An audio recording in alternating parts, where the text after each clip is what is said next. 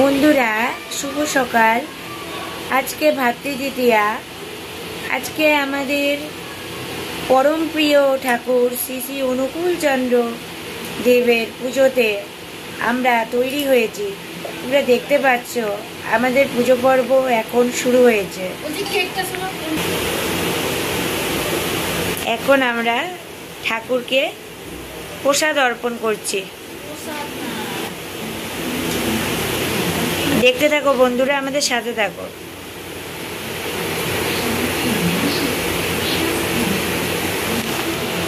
শ্রী শ্রী অনুকূল ঠাকুর, বড়মা, বরদা, আচার্যদের সকলকে সবাই মন থেকে প্রণাম করো আর জোরে বলো জয় গুরু।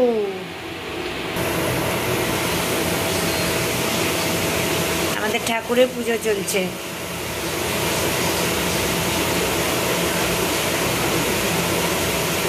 ঠাকুর সবার মঙ্গল করুক, এই কামনা আমাদের সকলের মনে জাগ্রত হোক।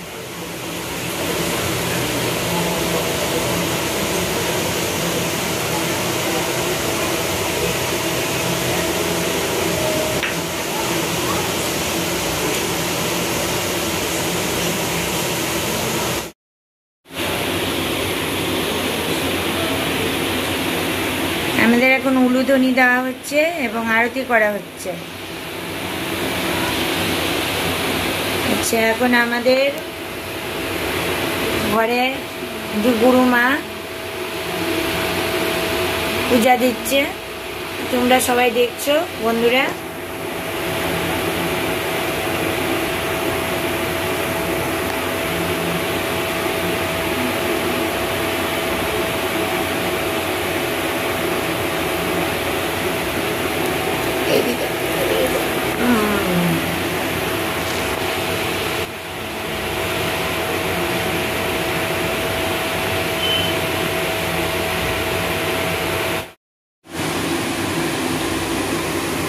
বন্ধুরা, আমাদের পুজো পর্ব প্রায় শেষের দিকে। তোমরা সাথে আছো আমি জানি।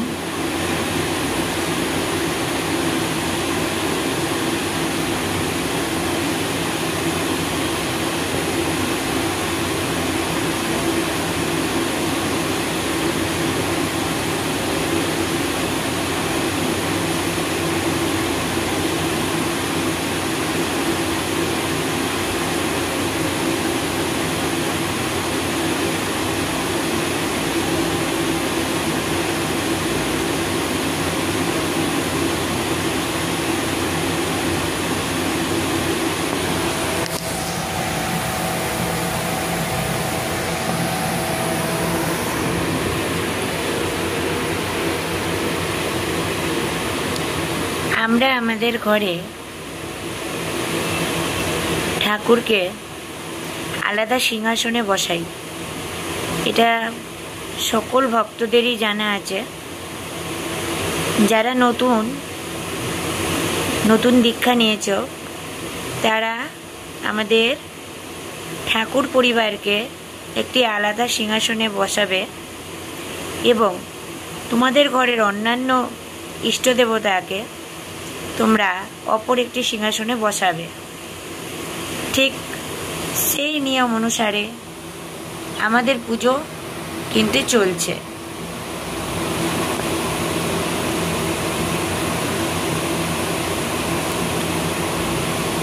আর মনে প্রাণে বিশ্বাস রাখবে ঠাকুর সবসময় পাশে আছে।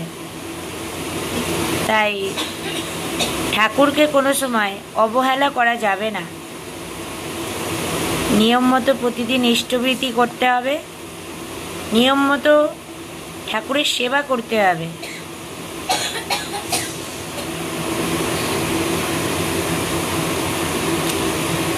ঠাকুরকে যেন আমরা এমন সুন্দরভাবে ভক্তি পরায়ণতার সঙ্গে ডাকতে পারি যেন আমাদের ভক্তি পরায়ণতা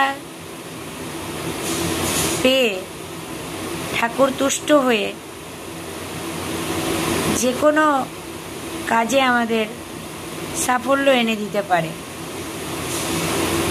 হয়তো আমরা নিজেরাই অনেক সময় জানি না আমাদের কিসে ভালো অথবা কিসে মন্দ, কিন্তু আমাদের পরম পূজ্য দেবতা শ্রী শ্রী অনুকূলচন্দ্র ঠাকুর, তিনি আমাদের যেহেতু গুরু, আর তাকেই যখন আমরা ভগবান হিসেবে মানি, তিনি সব জানেন আমাদের কিসে ভালো আর কিসে মন্দ। তাই ঠাকুরের কাছে নিজে থেকে কখনোই কোনো আবদার করা উচিত না। ঠাকুর নিজে থেকেই যেটাতে ভালো, ভক্তের যেটাই ভালো সেটাই ঠাকুর করবেন, আর যেটা পাবে না সেটা মনে করবে তোমার জন্য ভালো নয় অথবা শুভ নয়, অশুভ, তাই ঠাকুর সেটা তোমার কাছ থেকে সেটা ঠাকুর বাতিল করেছে। তো সুতরাং ঠাকুর আমাদের জন্য সবসময় উপকার করে, পাশে থাকে। তাই ঠাকুরের ভক্ত হিসেবে আমি সকলকে বলতে চাই, ঠাকুরের উপরে আস্থা রাখো।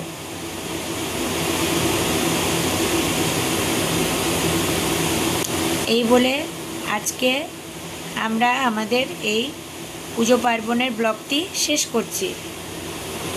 জয় গুরু। আমাদের প্রণাম চলছে। আবার আসবো একটি নতুন ব্লগ নিয়ে তোমাদের কাছে। তোমরা ঠাকুরকেও ডাকো এবং আমাদের পাশে থেকো।